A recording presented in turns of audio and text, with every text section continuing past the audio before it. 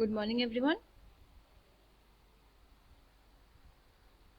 In the previous slide, I have told you about the classifications of brick and kilns. Okay. So first we will discuss. In the previous slide I have discussed about the Hofmann kiln and Tornel kiln. Okay. So from these three kilns, we understood that there are three types of kiln, and we can say that in Bultran's kilns, there are 6 number of sections, and empty, loading, heating, burning, cooling and unloading process is going on. Okay, and it is made up of oval in shape, we can say, or in rectangular in shape.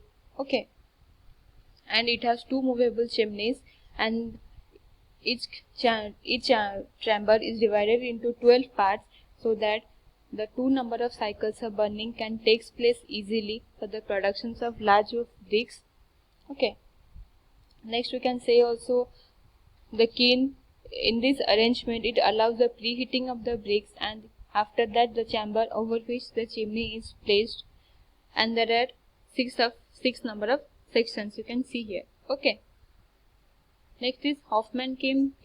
I have told you, in this kiln is mainly in overground and it is circular in plane and is divided into 12 number of chambers so that burning of bricks can take place easily for the production of the large of bricks. Okay, you can see here the chamber is divided, and in chamber 1 we load the bricks, and in chamber 2 to 5 we will heating the bricks, and after that in chamber 6 to 7 the burning processes is going on, and after that the 8 to 11 cooling process is continuing, and after that 12 in chamber 12 the unloading processes is carried out. Okay, so we can say that in chamber 1 we will load the bricks, and in chamber 12 we will unload the bricks, and it is a constant, it has constant chimney, it does not have movable chimney that the Bultran's had. Okay, and next is tunnel kiln.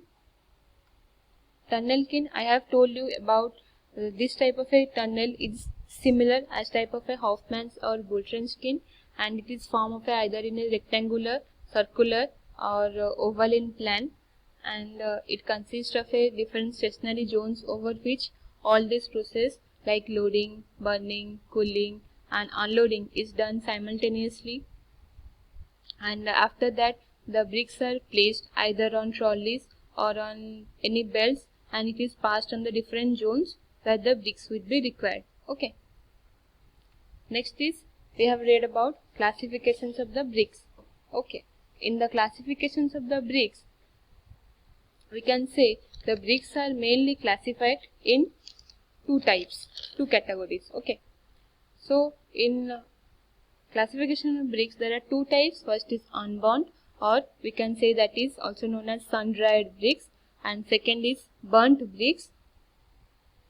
In unburnt or sun-dried bricks, these bricks are dried with the help of the heat that we receive from the sun, and these bricks are able to use in the constructions and of temporary or any cheap structures. But in burnt bricks, these bricks are used in construction work, and these are mainly categorized. Burnt bricks are mainly categorized into four types. First is first class brick, second class brick, third class brick and fourth class brick. Okay. So we will read about these four burnt bricks. Okay. So first, in first class brick, you can see here the diagram of first class bricks. This is very deep red in color, you can see here. Okay.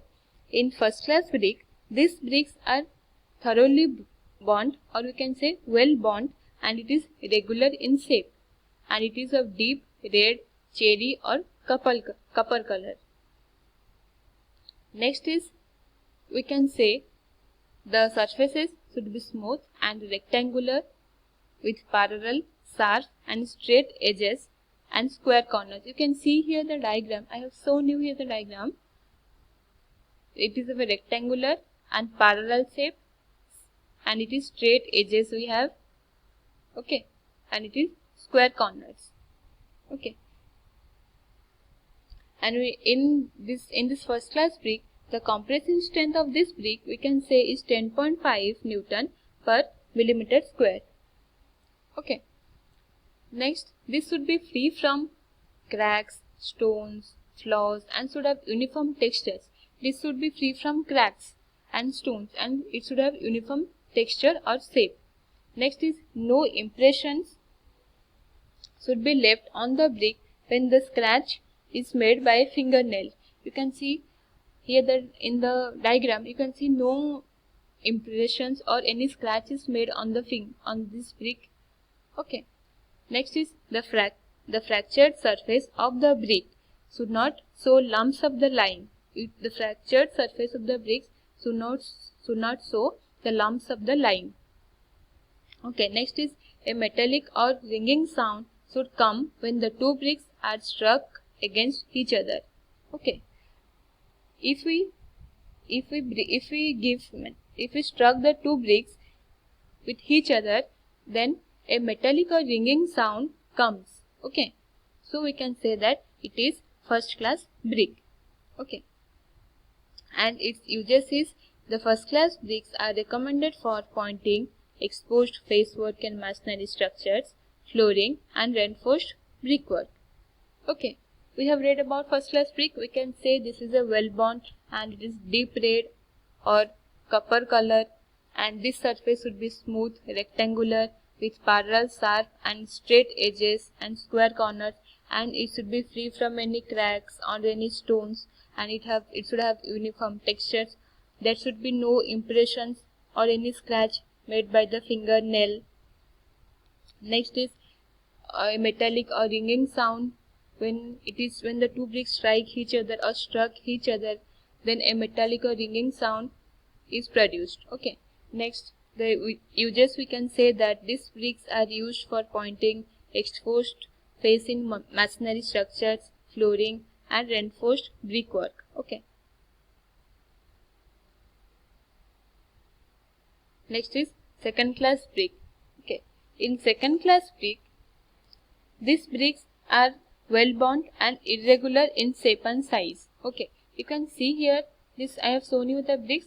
These bricks are little irregular. You can see this is irregular, and these corners or these edges of this you can see this is very irregular, okay. And it is well bound, and these edges you can see the edges are not sharp. This is not sharp, but in previous first class bricks you can see that these edges are very sharp, okay. In these bricks these edges are not very sharp, and its compression strength is 7 Newton per millimeter square. And if we struck these two bricks against each other, then it shall produce less ringing sound, okay. And the color of this brick is mainly reddish orange. You can see reddish orange. You can see here the color of the brick, okay. And its uses is in second class brick is used or it is recommended for any important or any unimportant hidden masonry works and centering of reinforced brick and reinforced cement concrete structures, okay. So we can say that in second class brick these are well bound and irregular in shape, and these edges are of not sharp. You can see here the diagram, okay. And its compressive strength is 7 Newton per millimeter square, and it produces less ringing sound when the two bricks are struck against each other, okay. And this color of the brick is reddish orange, okay. In third bricks we can say that these bricks which are underbound and are not uniform in shape, okay. Bricks are, you can see here the bricks are underbound, you can see, okay. And they are soft and light color, producing a dull sound. When these two bricks struck against each other, they produce a dull sound, okay. And its compressive strength is 3.5 Newton per millimeter square. And its uses is it is used for building temporary structures, okay. So in fourth class brick we will study in the next slide, okay. Thank you.